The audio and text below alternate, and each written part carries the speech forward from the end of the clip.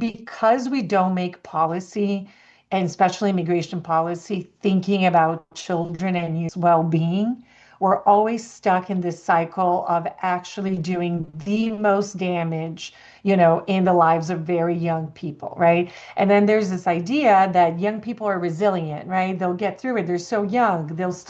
They have a whole future in front of them. But that's not fair, right? To assume that because of their resiliency or because they still have a long way to go, that, the policies are not doing that. The consequences of that is a very long time that people will be able to, get help for that. So if something like that, a rupture like that happens, you're deported, you'll lose your mother, right? Things that even folks with a lot of support would suffer through. You're looking at a heavily destabilizing type of policy that was designed for that, right? So the policies aren't designed to hurt in this way because it's this idea of deterrence, right? If the more you do that, the idea is that less amount of people are going to try to come or going to do that. So the terror is actually part of the strategy. So long term, you see the fabric of society, right? These young people that are productive parts of our society losing trust, not feeling a sense of belonging,